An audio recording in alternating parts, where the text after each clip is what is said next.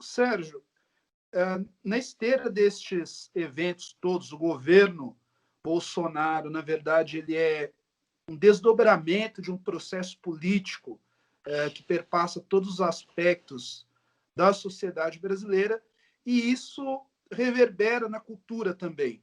Nós tivemos aqui nos últimos anos vários episódios de conflitos políticos no setor cultural ou mesmo em setores alheios à cultura, né, que se ressentem com aquela mensagem. Queer Museu, depois tivemos um HQ censurado no Rio de Janeiro por conta de um beijo gay. Patrulhamento também é uma outra forma de patrulhamento ideológico na Flip, pelo menos em 2 edições recentes da Flip, homenagens vetadas, e mais recentemente até uma lei aprovada, se não me engano, em primeira instância na Assembleia Legislativa do Distrito Federal, que proíbe, né, ou cria embaraços para exposições com nudez ou que atinjam de alguma forma a suscetibilidade dos religiosos.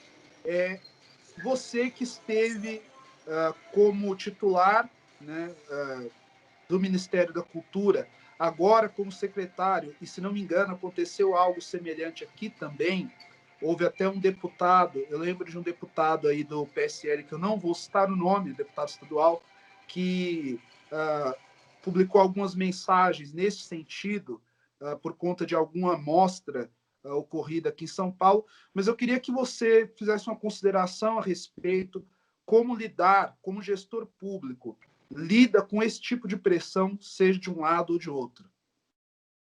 Bom, é lamentável que isso tudo aconteça, isso também vai de encontro ao que estabelece a nossa Constituição, né? Quer dizer, a Constituição ela é uma Constituição que coloca claramente entre os seus valores e princípios fundamentais a liberdade de expressão e a liberdade de criação artística e intelectual. Diz claramente que não há censura no país, portanto, todas as tentativas de censura e todas as tentativas de cerceamento da liberdade de expressão e da liberdade de imprensa e da liberdade de expressão artística e intelectual, essas tentativas são inconstitucionais, né? Esse caso específico que você mencionou, dessa lei lá do Distrito Federal, eu tive a oportunidade de ler o teor, é claramente uma lei constitucional. Eu espero que o governador do Distrito Federal exerça o seu poder de veto, e esse veto terá total amparo na Constituição, né? Todos esses fatos que você mencionou, objetivos, na minha visão, configuram tentativas de censura, tentativas de cerceamento de liberdades que estão entre os direitos e garantias fundamentais estabelecidos pela Constituição. Eu acho que a Constituição tem que ser o nosso parâmetro. Quer dizer, se discordamos da Constituição, vamos então mudar a Constituição. É perfeitamente possível fazer isso, mas se a Constituição está em vigor, ela deve ser cumprida. Além disso, claro, eu acredito nisso e defendo isso, né? Quer dizer, eu acho que é fundamental para a nossa democracia, para o nosso Estado de Direito, que nós tenhamos um ambiente de liberdade. A liberdade, claro, ela deve ser regulada, né? A minha liberdade, ela termina quando começa a sua, isso aí é absolutamente óbvio, né? E é claro que nós temos várias leis que estão em vigor.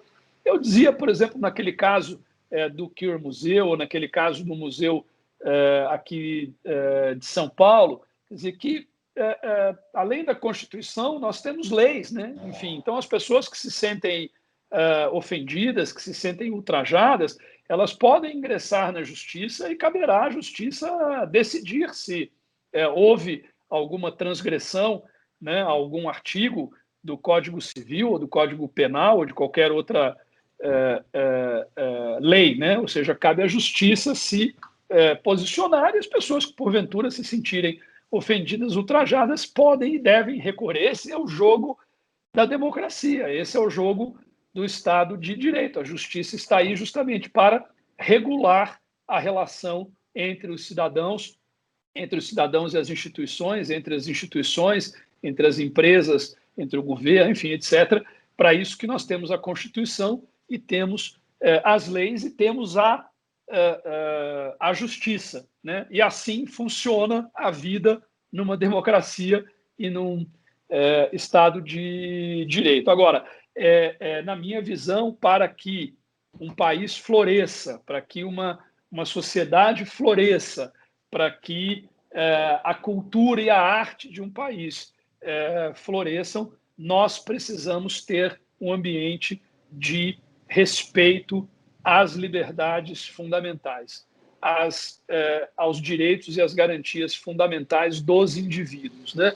E certamente entre essas liberdades, entre esses direitos e garantias fundamentais estão, melhor dizendo, a liberdade de expressão, a liberdade de criação artística e intelectual, né? Se algum crime for cometido durante o exercício desta liberdade, nós temos leis que punem esses crimes e nós temos uma justiça que está aí justamente para isso. Portanto, nós não precisamos temer. Eu acho que nós precisamos crescer como sociedade, quer dizer, nós precisamos ter uma sociedade adulta. Uma sociedade adulta lida com as diferenças. Não somos todos iguais. Ao contrário, né? Enfim, somos muito diferentes, temos visões de mundo diferentes e precisamos encontrar meios de convivência, e é isso, na minha visão, que define o que é a vida adulta, né? É a gente entender que não há só direitos, há também obrigações, e entendermos que tudo precisa ser negociado e mediado na vida e em sociedade, e que nós não podemos apenas expressar as nossas visões e direitos negando e as nossas visões de mundo, negando as dos demais, né? Enfim, então precisamos crescer e precisamos aprender também, quer dizer, que o fato de você me dizer uma coisa que vai de encontro ao que eu penso não tem nenhuma consequência, a não ser talvez um debate acalorado de ideias, né? Mas deve permanecer aí nesse âmbito, porque esse é o convívio democrático entre cidadãos adultos e responsáveis. Enfim, eu acho que tudo isso que vem acontecendo talvez tenha a ver com o fato de que nós ainda estamos na infância da nossa democracia e nós estamos também na infância da democracia como um valor da sociedade e dos indivíduos. Então, nós estamos aprendendo a lidar com isso e aprendendo agora num contexto muito específico de transformações aceleradas, em que nós temos uma coisa chamada redes sociais que impactam muito isso de diversas maneiras. Obviamente, esse é um assunto para uma live integral, né, ou para uma discussão específica sobre esse assunto. Mas, enfim, então, esse contexto exacerba ainda mais esse desafio, mas eu acho que é uma crise de crescimento, é uma crise de amadurecimento, né? Nós precisamos superar essas infantilidades autoritárias, esses arroubos autocráticos, para constituir uma sociedade cada vez mais democrática, cada vez mais livre, cada vez mais tolerante, cada vez mais aberta à diversidade e à pluralidade.